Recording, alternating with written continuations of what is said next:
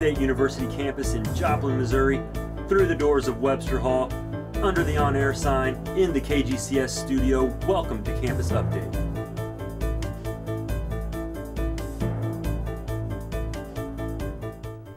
Hello, and welcome to this edition of KGCS TV Campus Update, a student-produced news program about all the happenings of Missouri Southern State University. I'm Keisha Clark. And I'm Brooke Larimore.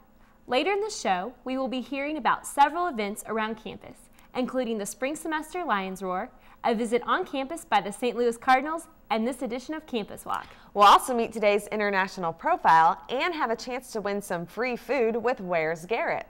But first, we get a look at how this year's celebration of Martin Luther King Jr. Day was like any other for many Missouri Southern students. I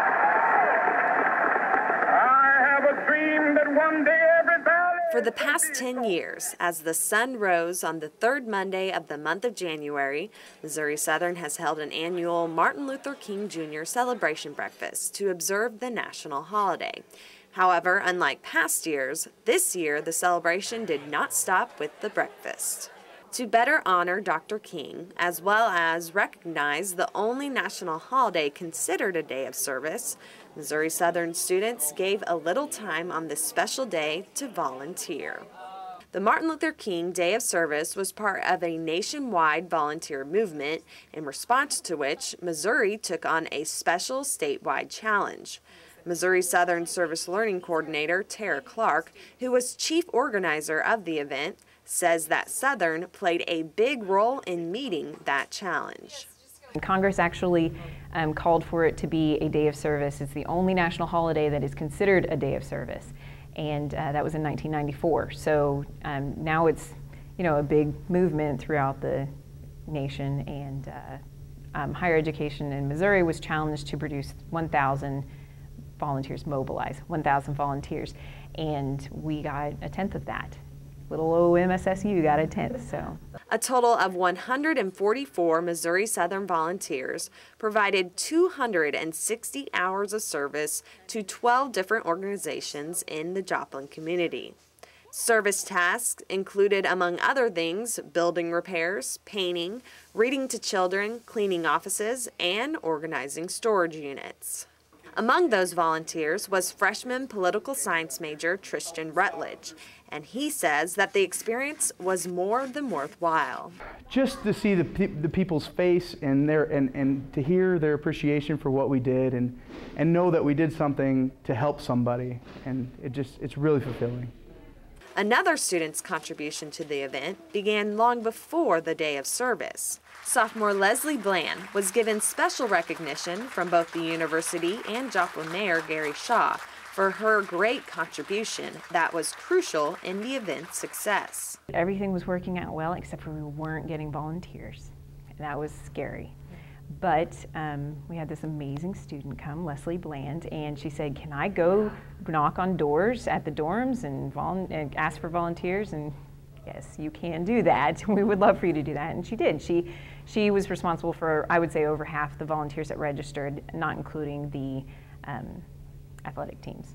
The day's events were concluded with a special reflection ceremony, during which volunteers were able to share their experiences, as well as discuss the key principles of Dr. King's legacy. Tara says she hopes that King's message will leave a lasting positive impact and continue beyond the day's events. We celebrate the changes, the progress that we've made, but we don't stop. We're not done, and we want to act.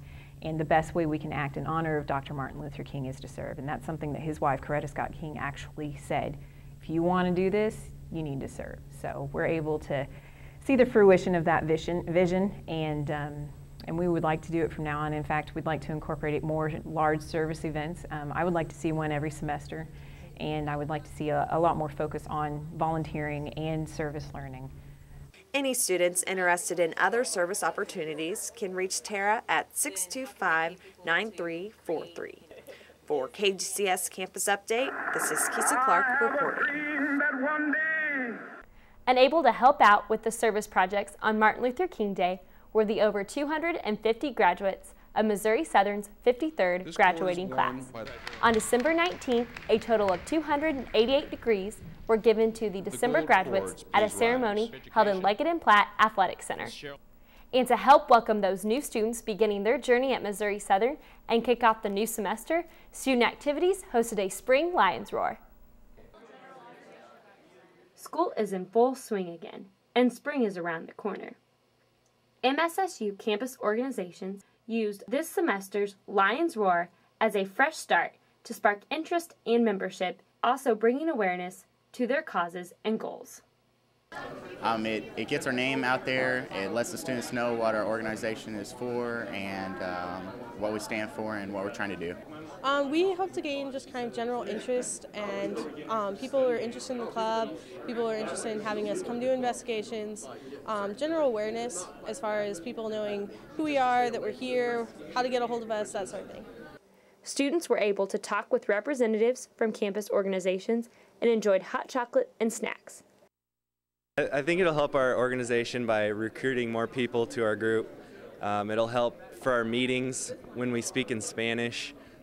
We can get a variety of different people with different language levels. We have a good representation, almost a third, I'd say, of our organizations that are available to the students, and it's just a great opportunity for students to get involved in spring of 2010, which we really hope they do. Lions Roar helped these student organizations make a fierce start to the new semester. We've been at pretty much every Lions Roar for the last several years, and we'll always keep coming to them. For KGCS Campus Update, I'm Brooke Larimore reporting. With all the construction going on around campus, Missouri Southern students are getting used to changes, and now they can expect to see even more. Thanks to a new contract agreement with vendor C.L. Swanson, new vending machines have made their home at Southern. The new company is also planning on collaborating with the university in its transition to the campus one card system, which will act as a debit account system, allowing students to use one card for things such as the cafeteria, bookstore, vending, or laundry. Campus Card Service Manager Chris Owens says that they hope to phase in this new card system sometime later this semester, or at the latest by the upcoming fall semester. And won't that be nice? Well, we often hear about university athletics. However, sports on campus do not stop with the Lions Division II athletics. That's right, Kisa. Campus Update's Preston Jones gives us a look at intramural sports on campus. The new Baumdick Recreation Center on Missouri Southern's campus gives students a feel of a much larger university. It's different than the rest of the campus. It's wide open. There's views that look out to the city as well as to our awesome soccer field and intramural fields. They just look out and they're like, wow, this is a great facility. Students are not the only ones getting use out of the facility. The rec center is used by many of the campus's faculty and staff. Right now we have about 55 members, and that's ahead of where we thought we'd be. Predominantly most of those are faculty staff, a few of their spouses. Hartford Tunnel, CIS instructor here at Missouri Southern, is a regular member of the facility. I try to use it two to three times a week, just for 20-30 minutes. The rec center has created other opportunities for students, but it will be a big contributor for intramural sports as they bring the action indoors this winter. Also, it just kind of gives us extra flexibility, like if something severe weather-wise happened, we could move certain sports inside and it would still work. With the rec center creating more space, scheduling intramurals will be easier for students wanting to join. We're not competing with athletics, we're competing with people's work schedules and study schedules, and that way we can help to get students more involved. Hopefully intramural sports will not be the only ones benefiting from the new building, and its popularity will continue to grow as the year rolls on. For KGCS, I'm Jeff Pinnell reporting. And students interested in other intramural sports opportunities can get information from Student Activities or their Facebook page. We have to take a quick break. Coming up after the break, we will hear from the St. Louis Cardinals and go on a walk around campus. And later you'll have a chance to win that free food. We'll be right back. Stay tuned on the Campus Update and learn more about me.